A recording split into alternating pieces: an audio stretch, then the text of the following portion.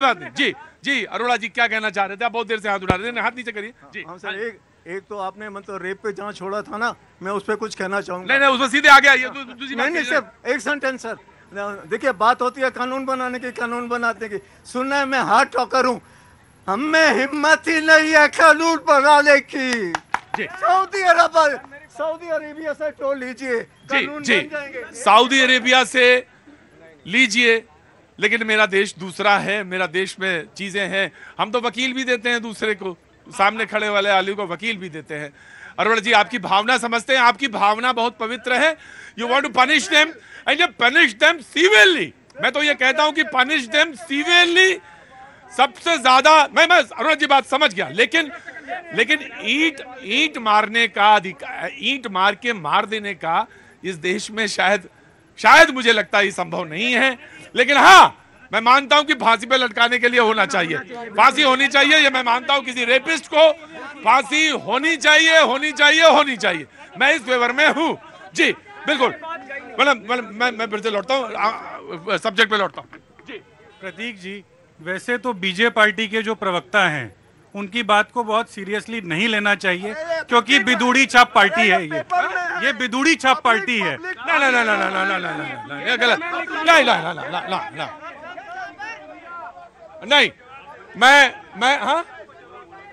मैं बोलने तो किसी के खिलाफ पूरी पार्टी को, किसी एक व्यक्ति से पूरी पार्टी को नहीं नापा जा सकता। किसी एक व्यक्ति से, नीरज, किसी एक व्यक्ति से पूरी पार्टी को नहीं नाप सकते। इसलिए आप अपनी बात कहिए। अब इन्होंने मुझसे सवाल पूछा कि चाइना ने वहां घुसपैठ की नहीं की, ये मुझे कैसे पता चला?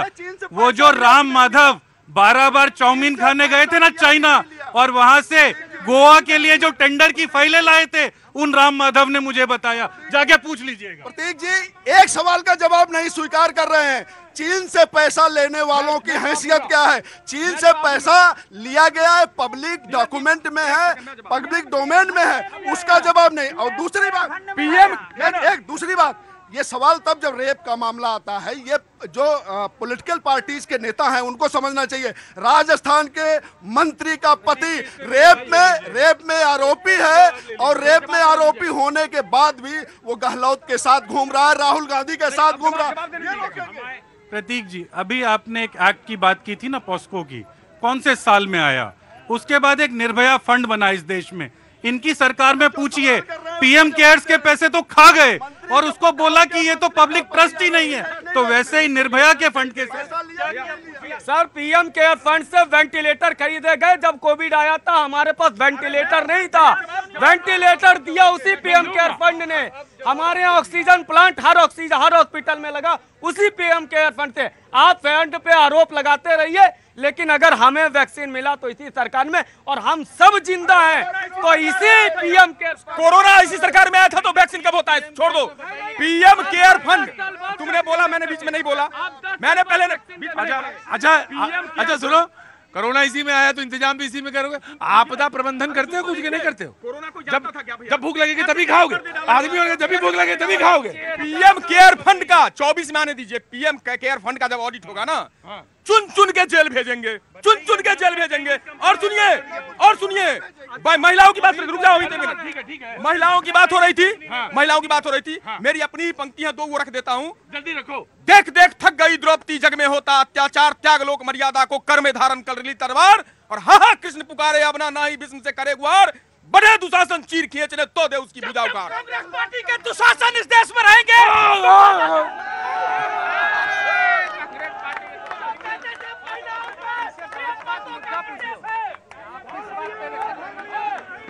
एक बात ध्यान रखो, दुशासन से पार्टी की तुलना नहीं हो सकती, उसी तरह से जैसे विदुड़ी से बीजेपी की पूरी तुलना नहीं हो सकती। और डिसिप्लिन में रहा करो मेरे, ये महाभारत नहीं है, ये बिल्कुल डिसिप्लिन में रहा करो जी। एक छोटा सा प्रश्न उत्तर मैं कांग्रेस और मेरे छोटे भाई से करना चाहूंगी। पहले आपका, जब आपने वक्तव्य चालू किया, आरएसएस में, राष्ट्रीय स्वयं सेवा संघ में राष्ट्रीय सेविका समिति है जो महिलाओं के लिए, आप 2 मिनट मेरी बात मैं आपके बीच में यही शिष्टाचार आपको सीखना पड़ेगा सनातन संस्कृति से प्रभु। आपको ये बता देती हूँ कि जो हमारी पूर्व की हमारी जो लोकसभा स्पीकर रही है सुमित्रा महाजन जी, सुषमा स्वराज जी, और तीसरी महिला आपके सामने खड़ी है डॉक्टर नीति शर्मा, जो आरएसएस की आयाम है, अखिल भारतीय ग्राहक पंचायत की दिल्ली प्रांत की वो है। और बात सुनिए, अरे मुख्य काम करेंगे तो मुख्य में भी आएंगे। दूसरी बात, चाइना पे ये मेरे भैया ने बात करी, कांग्रेस के प्रवक्ता से मैं ये पूछना चाहूंगी, इस प्रश्न का मुझे जवाब दें कि राहुल गांधी ने एक सांसद होने के नाते चाइनीज कम्युनिस्ट पार्टी के साथ जो एमओयू साइन किया, किस अधिकार से साइन किया? आपने चाइना को जब जमीन दी, किस अधिकार से दी? आपने जब पाकिस्तान को कश्मीर दिया, किस अधिकार से दिया? और आपने जब देश को धर्म के नाम पे बांटा, किस अधिकार से बांटा? और आज आप जातिवाद को ला रहे हैं, किस अधिकार से ला रहे हैं? देश की एकता को खंड खंड करने का प्रयास कांग्रेस अधिकार सालों से कर रही है। नहीं, देखिए ना, सामने लिखा है Bhajpa RSS hold stock with communist party in China. वो जो 12 बार चाउमीन खा रहे थे, वो तो आरएसएस के लिए तो पैसा ला रहे थे। ये तो सामने है आपके। तो हमारी बहन आपको झूठ बोलती रही। आप पूछिए आपके लिए क्या किया। प्रतीक जी, सीधा सा सवाल है, कांग्रेस ने चीन से पैसा लिया और इसी वजह से चीन की सारी जानकारी। कहाँ से आना हुआ? सर मैं यूपी से हूँ, यूपी मुजफ्फरनगर। अरे वाह। बीजेपी आने के बाद बेटियों को इतनी सुरक्षा है ना यूपी में। बीजेपी जिंदाबाद। सर जी, मेरा सवाल ये है कि अब इन संतों को छोड़ दो थोड़ी देर के लिए, पब्लिक को भी पूछो। ठीक है जी, ठीक। मैं ये कहना चाहता हूँ, जितने ये लीडर हैं, चाहे छोटे हैं चाहे बड़े हैं, सब एक जैसे ही हैं तकरीबन। सब ने अपनी दुकानदारी जो है सजा रखी है। ठीक है, किसी का माल बिक रहा है, किसी का नहीं बिक रहा है। वो तो अब 2024 में पता लगेगा किसका माल अच्छा है, किसका माल खराब है। लेकिन यही लोग जो हैं, कुछ लोगों को बेवकूफ जरूर बनाएंगे। तो आप बनते काहे हो? इतना सीधे काहे हो जाते हो? मैं तो नहीं बनता। बोले, और यही जब बना ना करो और जब बोलने का मौका लगे तो थोड़ी अकल बगल वाले को दे दिया करो।